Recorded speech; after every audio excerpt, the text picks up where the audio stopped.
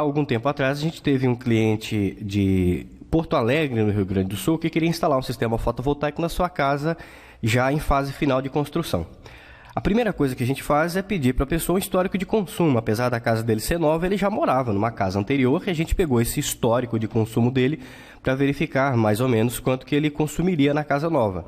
A segunda coisa que a gente faz é verificar o quanto de radiação solar que tem na localidade e no exato local em que será instalado o sistema fotovoltaico. Para essa análise preliminar, a gente julgou, segundo informações dele, que o telhado seria adequado para receber um sistema fotovoltaico, enfim, sistema de energia solar, como foi dito.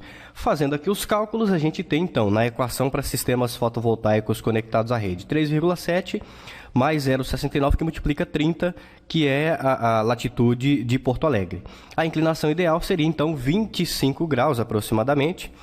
Com base nisso, a gente seleciona a tabela com os fatores de correção para a latitude 30 graus, né? E seleciona, então, a linha dos 25 graus com seus fatores de correção. Veja que no mês de junho, julho, maio também, a gente tem bastante ganho. E nos meses de novembro, dezembro e janeiro, a gente tem perdas bem pequenas. O que eu faço com esses valores?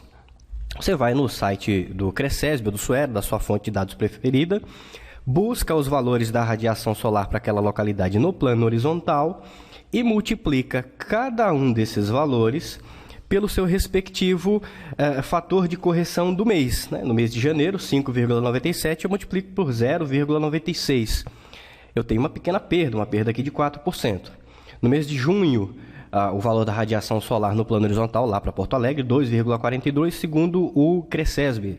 Vocês podem notar que essa imagem de cima aqui é aquela tabelinha de banco de dados do Cresesb. O fator de correção do mês de junho é 1,26, ou seja, com a inclinação ideal de 25 graus, eu tenho 26% de ganho.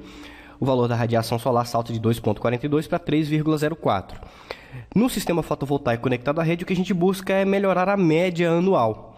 Neste caso, a média anual de 4,45 no plano horizontal, o valor original, salta para 4,74 kWh por metro quadrado por dia, ou 4,74 horas de sol pico, que é como a gente costuma chamar também, fica mais fácil. Ou seja, o sistema fotovoltaico vai funcionar a pleno vapor por 4,74 horas hipotéticas, né?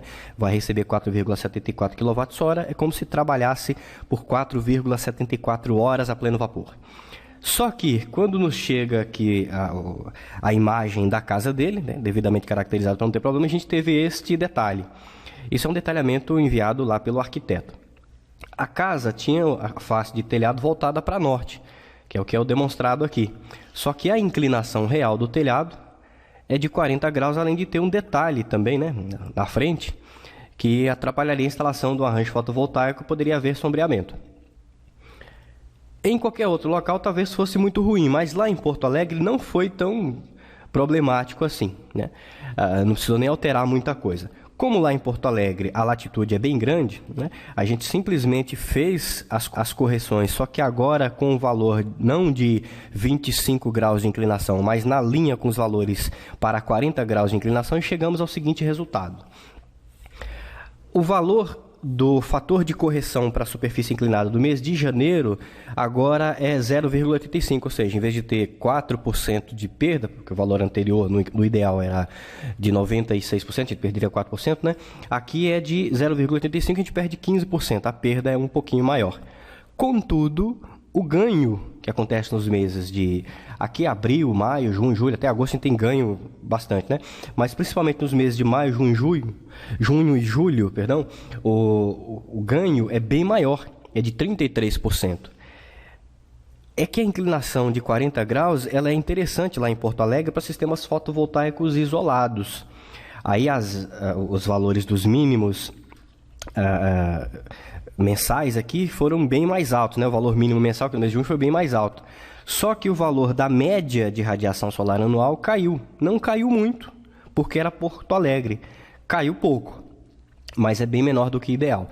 Só que o sistema fotovoltaico não teve problema nenhum de ser instalado lá. Olha, se fosse uma localidade mais próxima do Equador, como Teresina, que a gente já falou aqui, a situação seria completamente outra. Lá em Teresina, se a inclinação em relação ao plano horizontal for muito grande, a quantidade de perdas que se tem, a gente verifica aqui na tabela de fatores de correção para latitude 5, ó, se salta de 25 já não seria o valor ideal, mas se fosse para 45, por exemplo, a gente teria uma quantidade de perda muito grande e uma quantidade de ganho irrisório. Então, essa inclinação ideal e a influência da inclinação sobre a quantidade de radiação solar que se capta varia de local para local. Cada localidade tem que ser verificada e cada condição de instalação de sistema fotovoltaico tem que ser verificada de perto, de muito próximo. Não se pode fazer um projeto e sair replicando ele por aí, sem se saber exatamente em que condições, em que orientação, em que inclinação o arranjo fotovoltaico será instalado. Cada caso é um caso e tem que ser verificado separadamente.